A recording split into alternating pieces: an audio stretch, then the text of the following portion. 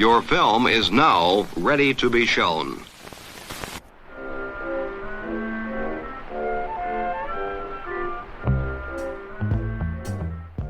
Good morning. I'm Justin Hendricks, editor of Tech Policy Press, a nonprofit media venture intended to provoke new ideas, debate, and discussion at the intersection of technology and democracy. On this podcast, we've come back again and again to the problems of content moderation and data work. We've heard from folks working as moderators around the world. There's been a substantial amount of research over the years on this subject, including from academics such as UCLA professor Sarah Roberts. But with the rise of artificial intelligence and the need to train models and moderate outputs, disturbing stories continue to emerge about the plight of data workers and the harms they suffer from the essential work they do, often for little pay and no recognition. Now, the Distributed AI Research Institute, or DARE, which seeks to conduct community-rooted AI research that is independent from the technology industry, has launched a new project to invite the workers themselves to create their own research, recounting their direct experiences. The project is supported by DARE, the Weizenbaum Institute, and TU Berlin. In today's episode, I'm going to turn the mic over to Rebecca Rand, a journalist and audio producer you've likely heard on this show before. Hey y'all, it's Rebecca Rand. This week, I want to bring you in on a really fascinating talk from earlier this month. It's the launch of this project, the Data Workers Inquiry, which is looking into the experiences of people in the data labor force. And that data labor force is made up of data workers. So, if you don't know already, data workers are the people all around the globe who do the meticulous work of labeling and sorting data that tech companies can use for a lot of things. But a big one is to feed their AI models. One of the first versions of this was Amazon Mechanical Turk, a platform where you could do short computer tasks and earn a few cents for each one. I definitely gave that a try after graduating college before finding work. And the tasks were stuff like click on all the pictures with motorcycles. But in the years since then, because of social media and the AI boom, demand for this work has gone way, way up. And the kinds of tasks we're asking people to do are more intense. This can be really grueling work, and it's often contracted out to low-paid workers overseas, places like Venezuela, Bulgaria, India, Mexico, Kenya, the Philippines. It's work that people in wealthy countries like me benefit from every day, but it's also ripe for exploitation. So that's what this project that's being launched, the Data Workers Inquiry, is actually looking into. That project comes out of the Distributed AI Research Institute, or DARE, and their researchers have developed this unique methodology for exploring this issue. Dr. Mila Miceli, who helped develop this project, calls it a community-based research project, and this is her speaking at the virtual launch of the Data Workers Inquiry. I think the idea of the Data Workers Inquiry is to provide a platform in which the workers speak for themselves.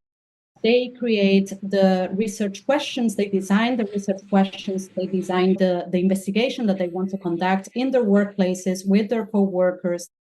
So Mila has written extensively about how precarious these jobs are. And she said that the workers are basically treated like machines. Don't understand the instructions for the task? You're fired. Not fast enough? Fired. Look away from the screen for too long? Fired. You could spend 7 hours working on a task, and if the client doesn't think you did a good enough job, you won't get fully paid. So, not surprisingly, the main focus with this Data Workers Inquiry is labor. You know, how are these workers being exploited, and what can they do to protect themselves? So a lot of the conversation from this launch is about that. And one thing that came across in all this dialogue is how remarkable it is that this conversation is happening at all. Because it's risky for data workers to talk. One person who captured this really well was Dr. Adio Daneka, who's a research fellow at DARE. One of the most important things to note about this work is that this is dangerous work, particularly for the workers, because some of the workers that are involved in this project are actually still working in these companies, and there will be consequences for them because this exploitation of workers that we are talking about here is not accidental. There's a method to the madness, so to speak. One of the things multiple researchers have brought up is that data workers are bound by non-disclosure agreements, which makes it especially risky for them to speak out. this because these workers are invisible. No one knows about them. So I think that was the most important thing where we found out how many are they, because these are thousands of workers we're talking about here, not just a few. And so when I traveled to Nairobi, Kenya, and met some of the workers that you are going to see later here, whatever I thought I understood about the exploitation going on was a drop in the ocean of what I actually understood when I go to the ground. Because when you then travel to the places where the workers come from, I'm an African, so there's this whole thing that, be a man, don't cry, men should not cry. But I had people crying as I spoke to them, men. And for me, that vulnerability where someone is talking to you and expressing this vulnerability, I think it broke me, So, when Adio returned from his research trip in Kenya, he reported back to his colleagues, Mila Miseli, who we heard at the top of the show, and Dr. Timnit Gebru. I remember when I was talking to Mila about my experiences, and she was like, "Are you okay?" And I spoke to Timnit about my experience. He was like, "Are you okay?" And I was like, "Why are they asking me if I'm okay? I was not the one going through this." But only after I noticed certain changes and certain patterns. For example, my sleep was literally messed up. I was having nightmares, dreaming that I was the one doing the work. So for me, the most important thing is, if I felt this, what about the workers who went through this? So at this point, you might be like, whoa, what kind of research even is this? So I want to talk a little bit about the idea of a workers' inquiry, because that's what this is, the data workers' inquiry. The idea of a workers' inquiry goes back to 1880, actually, with Karl Marx. And it's basically a way of turning to a labor force and asking, what's going on here for you? What's this like for you? And in the years since, lots of people have used this model and built on it to investigate labor issues. Now, Marx's original inquiry was basically just a survey of 100 questions for workers about the nuts and bolts of their jobs, wages, cost of living, contracts, and so on. But then there's question number 99, all the way almost at the end, and it asks, what are the general physical, intellectual, and moral conditions of life of the working men and women employed in your trade? And just for a second, can you imagine answering 98 questions from some survey, and the second to last one is like, oh, by the way, can you try to capture your whole existence, your inner and outer world, and those of your community in just a few sentences? Well, anyway, this question, the 99th question, is what I want to focus on today with the data workers inquiry, because what Adio Daneka found in the course of his research was just scratching the surface of this theme of trauma, psychological injury, and moral injury that data workers are facing. It's a thread that runs through the whole story. And to start, I think it's important to think about where these workers come from. All over the world, data work is actually a really attractive job for refugees. So a lot of data workers are not strangers to violence in their own lives. And this was the subject of one report by former data worker Fasika Berhana Gebrekiden, who interviewed her former colleagues working for SamaSource, which is this really big data work contractor in Nairobi. And that contractor, which people just call Sama for short, is one of the companies Meta has hired to moderate content on their platform. My name is Fasika. I'm from Ethiopia. I worked for SamaSource for 2 years as a content moderator. My reports delves into the lives of the Tigrayan content moderators who were working for SamaSource. As you may imagine, it was very overwhelming to do content moderation during the Tigray genocide. Even though it's very traumatizing to read those stories, I think it might show what it really looks like to be in that position. And it's a tough position to be in. Here's what Mila said about this report. Fasika's report is a prime example of someone escaping war and genocide, going to a new country, feeling safe for the first time in a while, and then finding this new job, being excited about the job, and then finding themselves moderating content that is related to the war in itself, the war and the genocide they just escaped. Then we had people in Syria labeling satellite imagery of zones that could be the places that have been just affected by war and conflict, and probably to train automated surveillance either weapons or drones or technologies. So those things really kind of not surprised me, but shocked me in a way. So one thing that becomes clear when you read through these reports is that data work is something that's available to people when traditional work is not. Maybe there's just a general job shortage in the region. Maybe you're disabled. Maybe the jobs available are things you just can't do, or you don't have a work permit. This makes the data workforce really dependent and vulnerable. And that's something another co-researcher talked about. Hi, everyone. My name is Richard Madenge from Nairobi, Kenya. I am a co-researcher in the Data Workers Inquiry. My project is a documentary, and my role was to provide local context within the AI space, just to show how these individuals are actually recruited from the informal settlements and how things are actually dictated to them once they're recruited into these organizations. So this researcher, Richard, was actually a content moderator for the same company, Sama. And he was one of the people behind training OpenAI's ChatGPT to basically not say horrible stuff. So you receive these bulk assignments from OpenAI.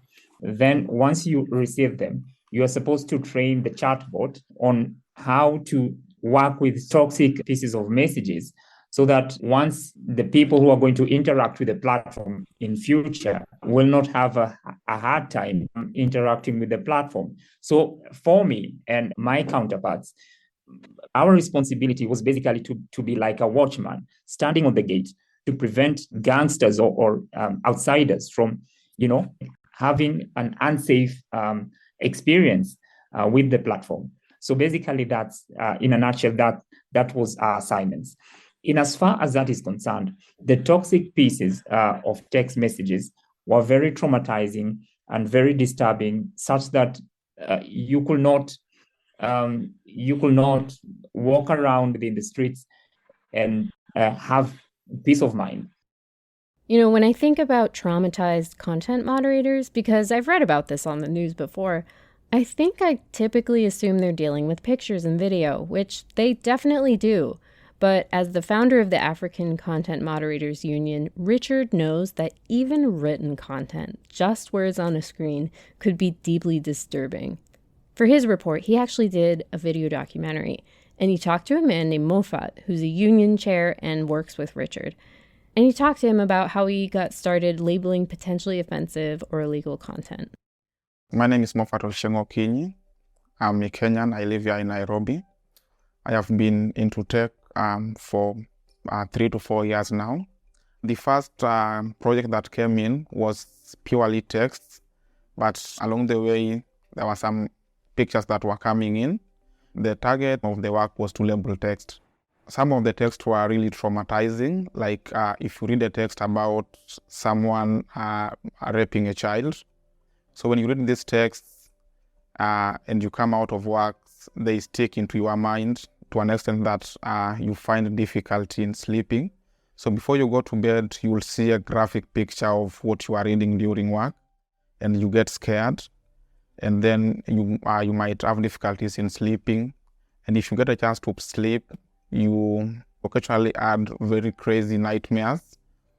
And when you have these nightmares, you can wake up at night and shout. Bearing the fact that you are reading text about rape, violently raping people, and some people are being killed, it hit me so much as a person, as an individual. By that time, I was married to a young, beautiful lady. After working on these texts, my behavior started changing, and screaming at night, waking up, not sleeping. She started questioning my behavior. But Mofat says that in Kenyan culture, it's really hard to try to figure out how to explain to someone that you're traumatized from looking at sexual abuse material all day. They might look at you sideways, like you're the one doing something illegal. They might not get it. So I kept this to myself, and my wife could not cope up with my change in behavior, and she decided to go. So bearing the fact that my wife left, it's really something that is stressing me, and I haven't also changed much better in terms of behavior from the time I worked to that on that kind of content. Till now, I still see the effects. So he knows he wasn't the only one, because his phone would go off in the middle of the night with other workers calling in sick the next day because they couldn't sleep. Everyone who worked on the project experienced this kind of mental challenges, especially sexual content can really affect someone's emotions and how you think and how you see people. Richard talked to another man at Sama who felt like doing content moderation for Meta has warped his entire worldview.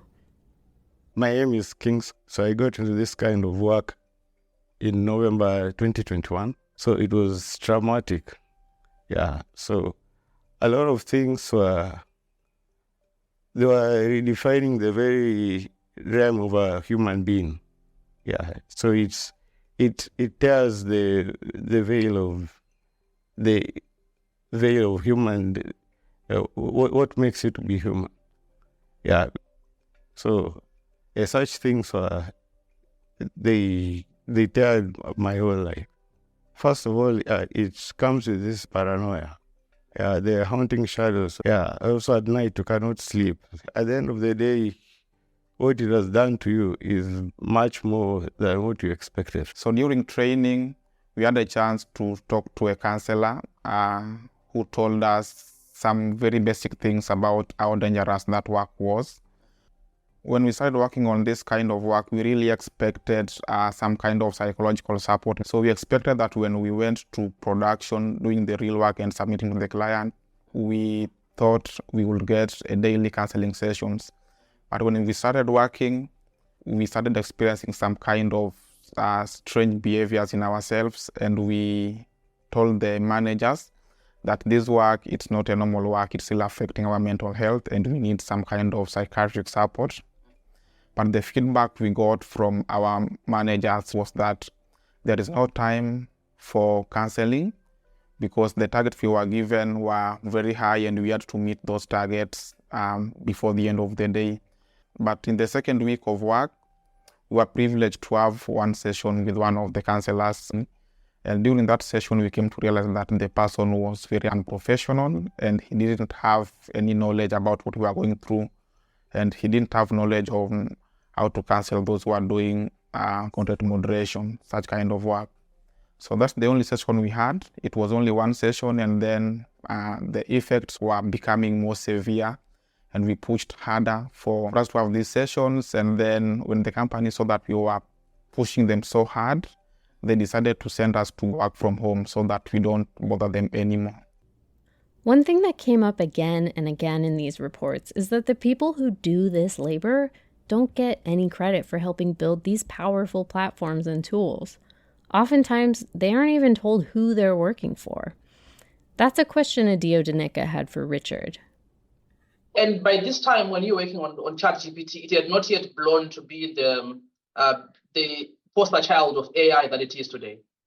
Not at all. Not at all. And you know, it is what it is right now because of the commitment and the efforts that these young individuals from Nairobi had to render, waking up early in the morning, leaving late at night, just to ensure that the platform can work with toxic pieces of text messages, so that the people who interact with the platform right now or today can have some peace of mind in terms of their space with the platform.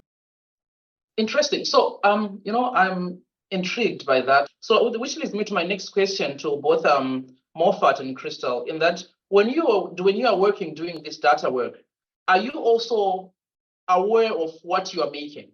So, I understand sometimes you just get a little piece of information and then which you have to annotate or label. Are you aware of what the bigger picture is in terms of what you are doing at that particular moment? Maybe Moffat, you can go first. Okay, there is a lot of transparency now, I think globally, because the people who bring this work on the ground, for instance, the work that was brought by OpenAI to Kenya, they really didn't want to identify themselves as the owners of that work. And the reason why they do this is to run away from responsibilities. like the way we've seen in cases of Meta in Kenya with workers. They don't want to identify themselves as the employee, as the employer of those workers.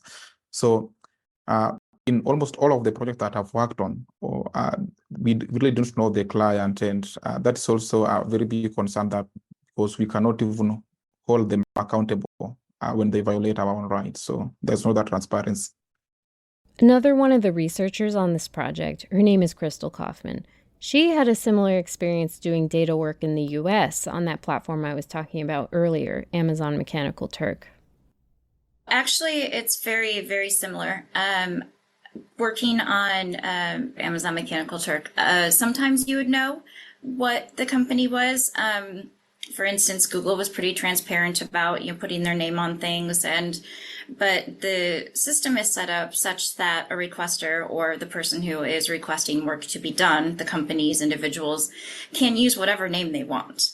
They can use whatever email they want, so you can't identify. There are some accounts, there's 26 of the same account name, and so you don't know. And you can figure it out sometimes by the context, like if you're asked to repeat phrases and ask certain, people, let's say, questions, Alexa, Siri, things like that.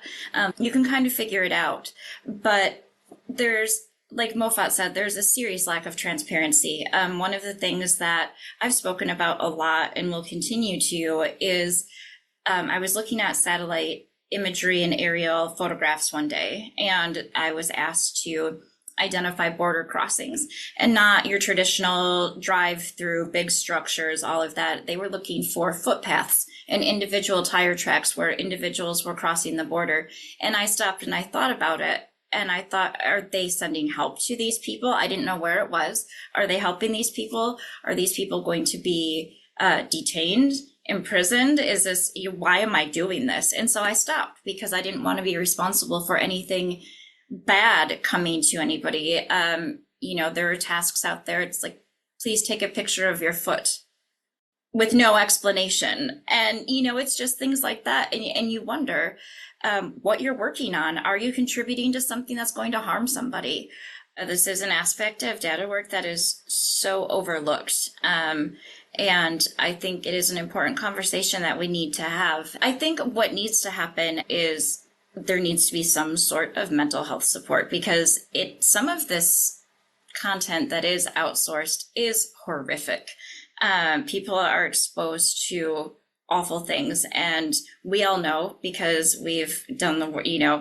Maybe you've been exposed, we've done the work, we've read the reports, and so we see the effects that this has on people. And I believe these companies have a responsibility, if they're going to outsource this work, to be completely transparent about what they are doing, and that this is going to, this work is going to be difficult, and then offer some type of support, mental health support, and not like we've heard in some projects where a company has said, yes, we have counselors for you, and then they weren't even real counselors. Mofat says that the quote-unquote counselors that content moderators get at Sama, for instance, are technically just low-paid wellness coaches, whatever that is. We have wellness coaches, and wellness coaches they are being paid some kind of little cash, and professionals would be paid much more work. And these people, they don't have any idea about, what is supposed to be done to people who are having mental health challenges. So something that's interesting about what Mofat and the other data workers say in these reports is that a lot of the work, they do believe it's important. Mofat says that without workers like him, we would not have the online experience that we're used to. It would be a much scarier place. I will always say that content moderation work, it's very important, because without content moderators, then we will not even have TikTok, we will not have ChatGPT, we will not have Facebook. So in every profession, there need to be some kind of precautions that are being taken to do that work. We have soldiers who protect our country, and if you are a soldier, you risk your own life. So we also, as content moderators, we risk our own mental health to ensure that the general public are able to use these tools without any harm. Yeah. And he's not blind to some of the flaws of the technologies he's helping to build. But Moffat actually attributes those flaws to the poor working conditions of the human beings perfecting those data sets. So as someone who worked on ChatGPT, I will say, I will look at it this way, some of these language models, they hallucinate a lot, but the hallucination is also connected to how workers are being treated. I was a quality analyst, and I was looking at the quality of data that, the agents were working on. And based on the frustration that these people were going through, they were not labeling those data accurately. So there are some horrible, grueling jobs out there that you look at and you think, why are we even making people do this? Do we even need the product that this is generating? But while some data work is serving questionable interests, it seems to me that a lot of it is really essential. I almost feel like it belongs on the show Dirty Jobs, because they look at this stuff and process this information so that we don't have to. To that point, I want to bring in something that one of the junior researchers on the Workers' Inquiry said. My name is Camila Sering Wagner. I am a political scientist and a student wrapping up my master's degree. Honestly, I'm a very junior researcher, and this has been like the second big research project I have been a part of. So I don't have Mila's background, but what I did learn throughout the process was that one of the points that eventually gets brought up by every single data worker is how they would like to feel more respected for their work, for their expertise, for their contributions to building AI systems. And the data worker Crystal said much the same about her experience doing data work in the United States. Yeah, absolutely. So I myself started working on the Amazon Mechanical Turk platform back when I ran into some health issues and I had to work, but I couldn't be outside of the home.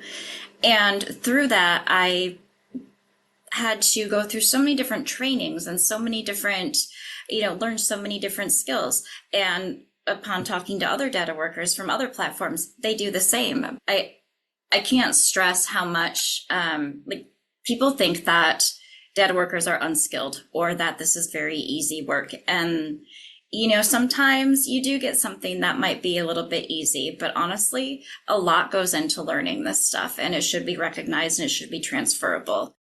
So something we're not going to get into today, but I definitely recommend you check out, is what all these folks are actually doing about the issue. There's already sort of a labor or workers movement in data work. And the people you've heard today, like Crystal and Moffat and Richard, they're all involved in either efforts to unionize data work or at least just build solidarity and support for data workers. As a community research project, one thing that was really cool about this inquiry is that the data workers that were invited to be researchers on this project could work in any medium they wanted to. So some of them tried to make like a podcast, some of them made a documentary, some of them made a graphic novel or comic strip, one of them made a zine. So if you're interested in learning more about anything you heard today, or you want to attend one of their upcoming talks on either August 26th or September 9th, you can check those out on data-workers.org. That's all for now.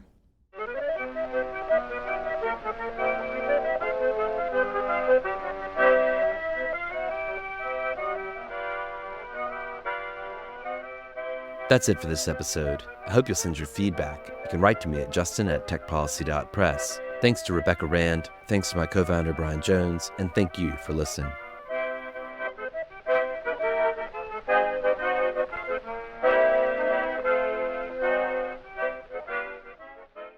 Tech Policy Press.